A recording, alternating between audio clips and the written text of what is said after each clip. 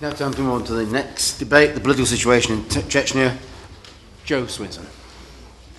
Thank you very much indeed, Mr. Betts. I'm pleased to have the opportunity to bring the current political situation in Chechnya to the House's attention following my visit there last year with Lord Judd to examine the human rights situation. Sadly, since securing this debate, the instability of the Caucasus has once again risen high on the news agenda following Monday's deadly suicide bomb attack at Moscow's airport.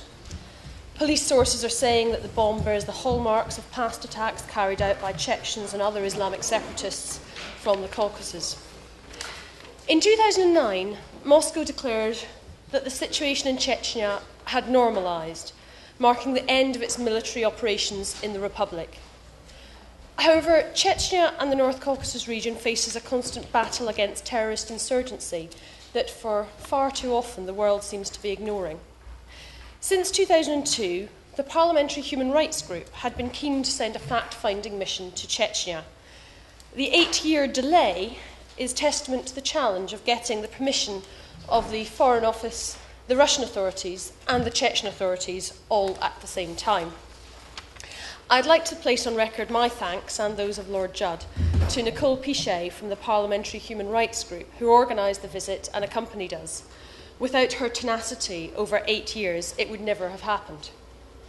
We also thank the FCO officials both here and in Moscow for their assistance and advice, and in particular Ian Frew and Elena Argonat, who came with us to Chechnya. Their knowledge, insight and translation of both language and culture were invaluable. Today I would like to draw attention to several issues of concern about the political situation in Chechnya. First of all, the security situation, in particular the danger of young people being driven to extremism out of desperation.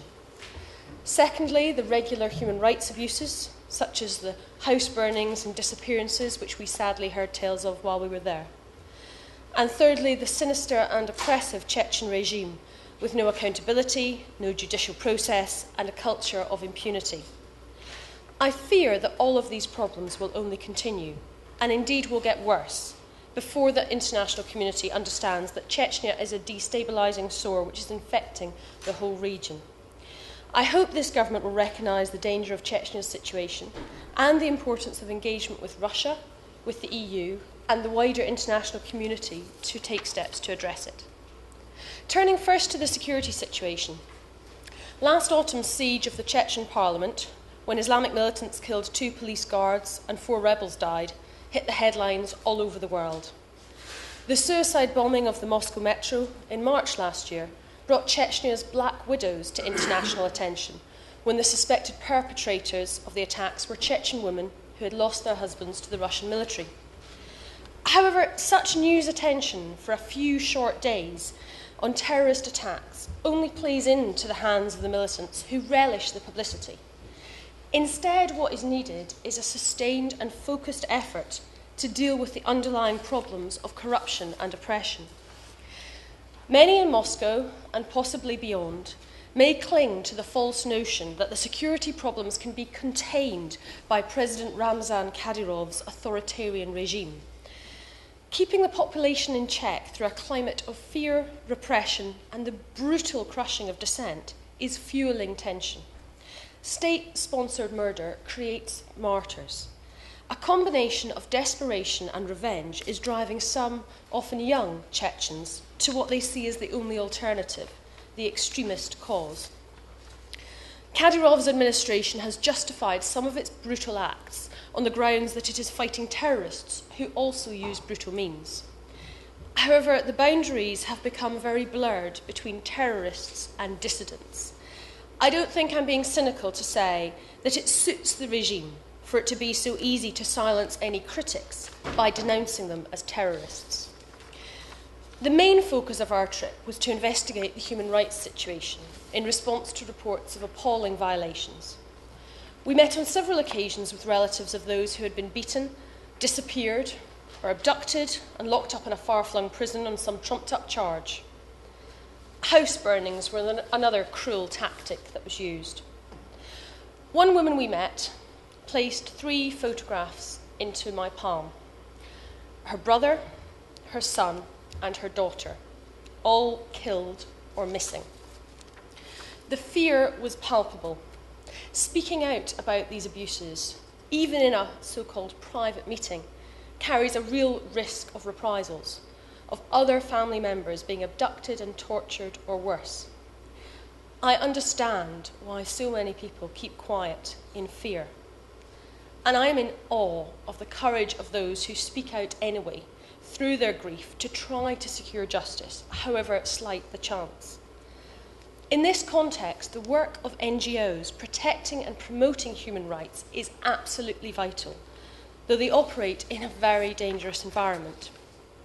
In July 2009, the leading human rights activist, Natalia Estemirova, was abducted in Grozny and found later near the border of Ingushetia with gunshot wounds to her head.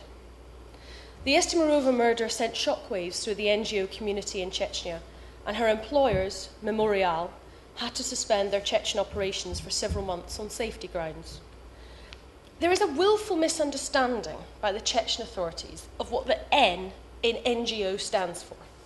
The very concept of any organisation independent of government, non-governmental, openly challenging policies and practice seems an anathema to them. Their preference is for NGOs to be subsumed into government itself, removing any semblance of transparency. President Kadyrov has said that Memorial should change its working methods. Instead of making cases public, he thinks that they should just tell him personally about the problem so he can just solve it quietly. Well, forgive me for thinking that's not the solution to these problems. The person who's actually charged with championing human rights in Chechnya, the Human Rights Ombudsman, Nurdi Nukaziev, has asserted that he is independent of other authorities. But in our meeting with him, he flatly refused to even discuss any allegations which implicated the president. In spite of his protestations, he was clearly far from independent. And during our meeting, I literally at one point could not believe my ears, to the extent that I actually challenged the translator in case there had been a misunderstanding, when he told us that Oleg Orlov of Memorial had benefited from Natalia Estemirova's death. With the champion of human rights in Chechnya behaving in such a way, it is not surprising that people despair. Memorial's status as a truly independent NGO means they have attracted the ire of the Chechen regime. In July, President Kadyrov went so far as to say they were enemies of the people, enemies of the law, enemies of the state. I have to say, I think that accusation is far more appropriately levelled at President Kadyrov himself. The international community must assist NGOs and human rights defenders who are taking great risks to document and improve the situation in Chechnya. We must defend their right to do their vital work.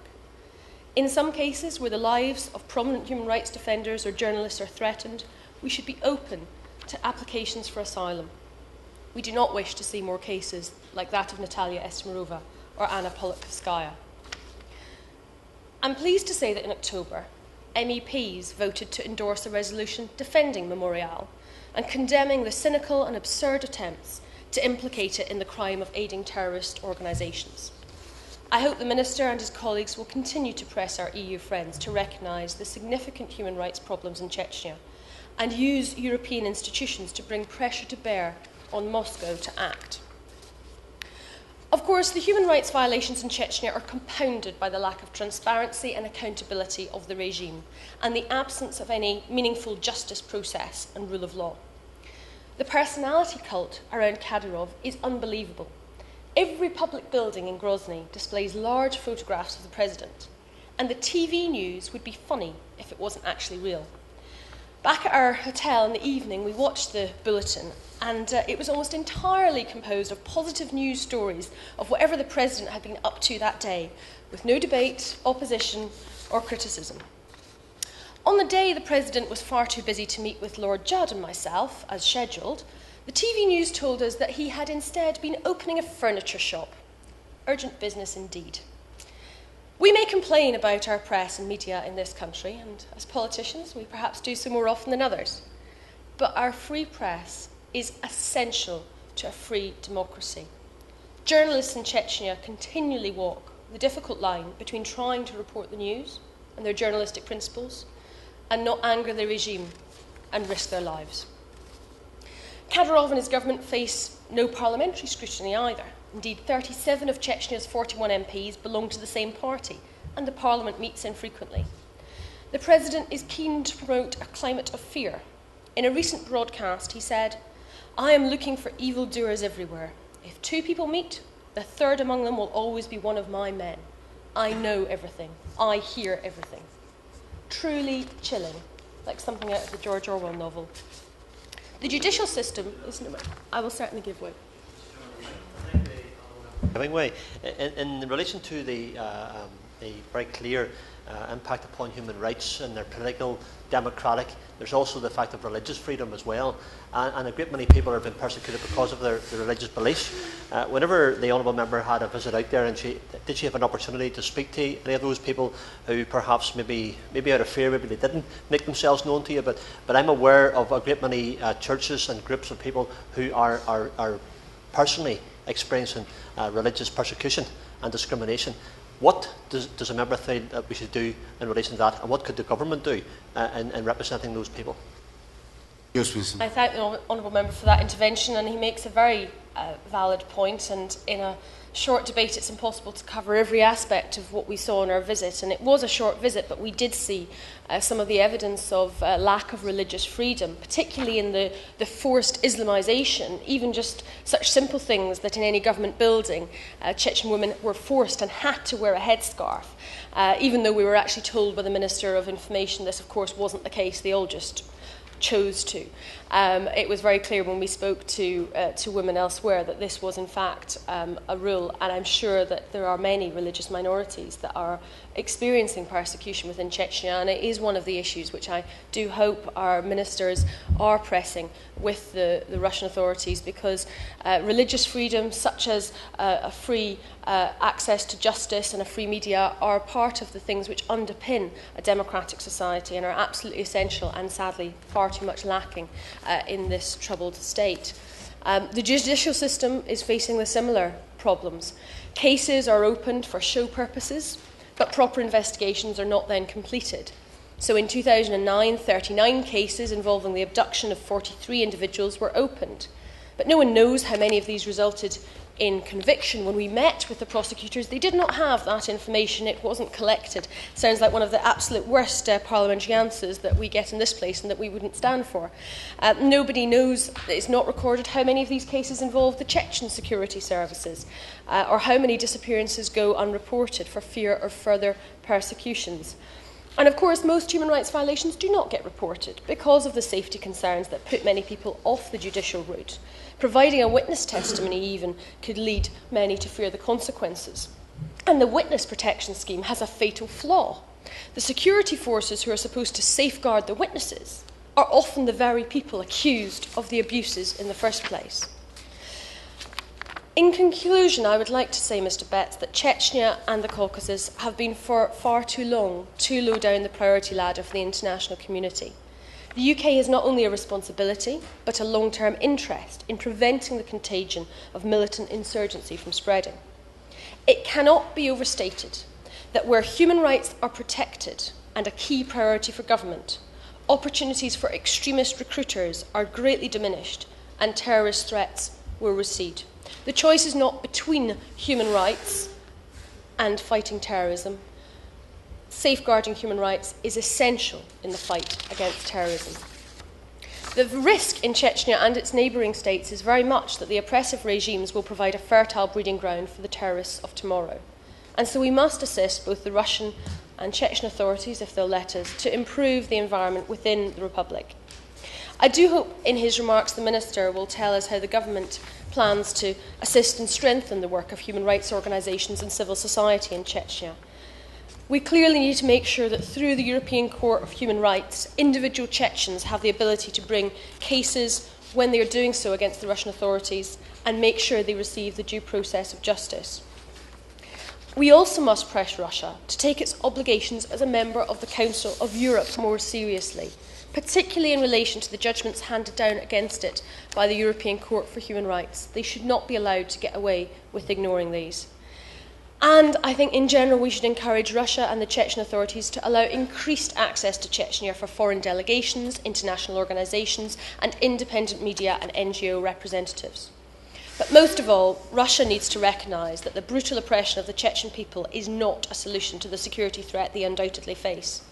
Our government should do all it can to assist Russia in dealing with this difficult internal problem, and even if it is just encouragement to pursue a course of action which puts the people first and reject the fallacy of security under the draconian Kadyrov regime. We must help to convince them of the need for genuine engagement with the international community and their Chechen citizens in their own long-term interests. I hope the Minister and his FCO colleagues will be working hard to this end.